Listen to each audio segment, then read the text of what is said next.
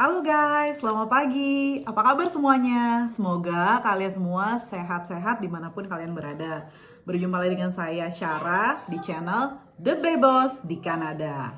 Oke, di video kali ini saya akan membagikan pengalaman saya saat melahirkan di Kanada dengan status saya sebagai pelajar. Gimana sih caranya dan apakah kita harus bayar mahal? Nah, di sini saya akan menjelaskan dan menceritakan pengalaman saya di sini. Jadi, pada saat saya datang ke Kanada itu, status saya sebagai pelajar. Dan saya dalam keadaan hamil anak pertama, hamil Matthew, usia sekitar 3,5 bulan. Di sini informasikan bahwa melahirkan itu mahal, lebih ke biayanya yang lumayan besar. Saya dan suami sempat agak khawatir karena biaya itu lumayan besar, ditambah sebagai pelajar di negara orang, pastinya kita tidak mengeluarkan biaya yang sedikit ya, tetapi lumayan. Biaya hidup di sini ditambah lagi untuk biaya melahirkan yang dimana kita harus mengeluarkan ekstra. Untungnya pada saat itu saya tinggal di rumah keluarga di mana istrinya itu saat itu sudah memiliki anak 3 dan beliau melahirkannya itu di rumah dengan bantuan midwife. Mungkin teman-teman semuanya bingung, midwife itu apa sih? Midwife itu kalau di Indonesia seperti bidan. Jadi kalian bisa memilih untuk melahirkan di rumah kalian ataupun di birthing center. Nah, jadi landlord saya ini bilang, kenapa kamu nggak menghubungi midwife saya aja, katanya. Nah, jadi saya diberikan nomor teleponnya dan diberikan kontak nama midwife-nya beliau.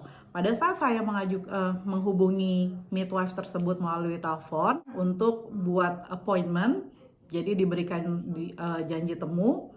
Pada saat itu kebetulan tidak jauh dari tempat saya tinggal. Akhirnya pertama kali saya bertemu dengan midwife tersebut. Midwife-nya bertanya, kamu di sini statusnya apa? Lalu usia kandungan kamu berapa? Dan kamu tahu midwife ini dari mana? Seperti itu. Nah, lalu saya jelaskan pada saat itu saya berstatus sebagai pelajar. Dan usia kandungan saya pada saat itu mungkin sudah sekitar 5 bulanan. Karena saya datang bulan Oktober, lalu saya datang pertama kali ke midwife itu sekitar bulan November awal. Kemudian midwife saya bertanya kepada saya apakah saya memiliki asuransi di sini atau mungkin dari sekolah. Lalu saya jawab tidak, karena pada saat bulan Oktober sampai Desember itu saya sekolah selama 3 bulan, sekolah bahasa Inggris. Kemudian saya akan lanjut untuk mulai college pada bulan Januari 2016. Jadi saya bilang saya tidak memiliki asuransi, namun saya berstatus pelajar di sini dan suami saya pun juga belum memiliki OHIP.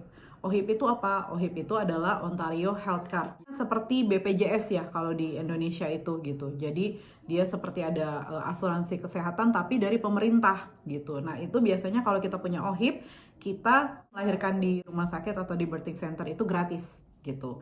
Nah, jadi saya bilang saya tidak memiliki OHIP asuransi dari pemerintah tadi ataupun asuransi dari sekolah. Jadi midwife tersebut akhirnya menceritakan case saya ini kepada atasannya. Lalu atasannya akhirnya oke, kita terima.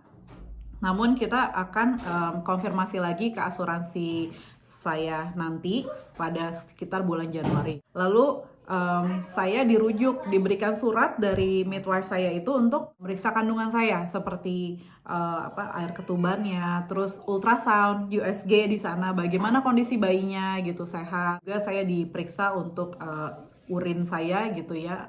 Lalu untuk tekanan darah juga semuanya dicek. Tidak di klinik tersebut. Jadi klinik midwife ini ya tidak ada alat yang lengkap gitu. Jadi hanya pengecekan dasar, hanya seperti alat untuk mendengar denyut jantung, namun tidak ada untuk pengecekan ultrasound. Jadi kalau kita mau ultrasound, mau cek darah, mau cek yang lain-lainnya yang lebih lengkap itu, mereka akan merujuk ke klinik yang bekerja sama dengan midwife tersebut, dan mereka akan mengeluarkan surat khusus bahwa pasien atas nama, contohnya atas nama saya Syara, usia kandungan berapa. Nah, ini dibutuhkan untuk cek urin, untuk cek darah, untuk ultrasound. Sampai juga saya di bulan Januari ketika saya masuk sekolah, Jadi pengecekan kepada midwife itu saya hanya cukup 1 bulan 1 kali datang ke midwife.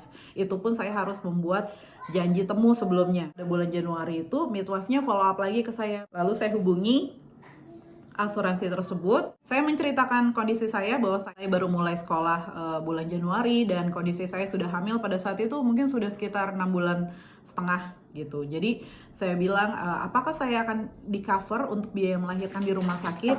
Lalu dari operatornya setelah dicek semua status saya dan segala macam, akhirnya dia bilang mohon maaf kami tidak bisa mengcover kamu loh. Lalu saya bilang kenapa? Karena kan saya sudah sekolah dan saya juga sudah bayar asuransinya juga kan. Dia menjelaskan bahwa saya tidak bisa di cover karena saya sudah dalam keadaan hamil pada saat saya sekolah seperti itu. Jadi aturannya mereka apabila saya datang ke sini saya tidak mengetahui bahwa saya hamil, mungkin kayak hamil awal itu bisa di cover. Akhirnya saya menghubungi midwife, saya ceritakan bahwa wah tidak di cover nih dari asuransi. Saya jelaskan alasannya seperti apa, lalu midwife-nya bilang oke, tidak apa-apa, kalau memang seperti itu maka kamu harus mengisi surat, ada form yang harus saya isi, saya lengkapi, saya tanda tangan bahwa saya tidak di cover oleh asuransi manapun di sini. Akhirnya saya menandatangani form tersebut. Nah, semenjak saat itu